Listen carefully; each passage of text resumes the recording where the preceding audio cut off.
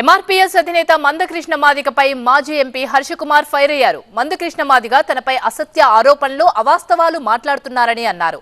ఒక వర్గాన్ని గుప్పిట్లో పెట్టుకునేందుకు విష ప్రచారం చేస్తున్నారని ఆరోపించారు.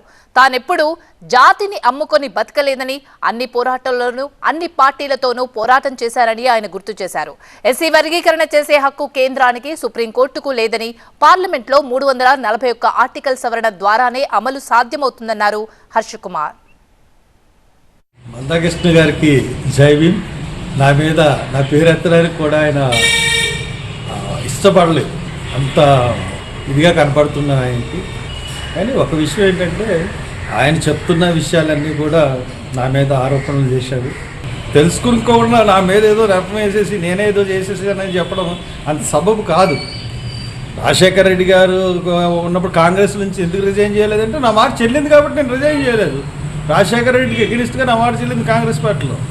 ఇంకా చంద్రబాబుకి కాళ్ళు పట్టుకున్నాడు టికెట్ గురించి అంటే, చంద్రబాబు కాళ్ళు పెట్టుకున్నానో లేదో నా మనసాక్షి తెలుసు.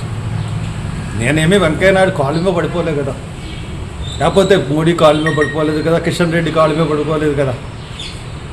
నేను నాకు టికెట్ గురించి కాళ్ళ మీద పడ్డానో, లేకపోతే ఏ విధంగా నేను నమస్కారం పెట్టాను అన్నది నా మనసాక్షి తెలుసు.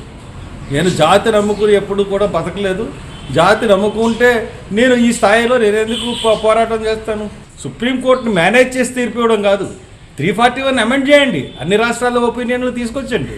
ఇక్కడ ఒక్క రాష్ట్రానికే వర్గీకరణ ఎందుకు, భారతదేశం అంతా వర్గీకరణ పెట్టండి. ఒక వర్గాన్ని రచ్చకట్టి ఒక వర్గాన్ని తన గుప్పుడులో పెట్టుకోవాలని చెప్పేసి అతను ఆడుతున్న, అతను విష ప్రచారం చేసి ఈ రోజుని ఇక్కడ వరకు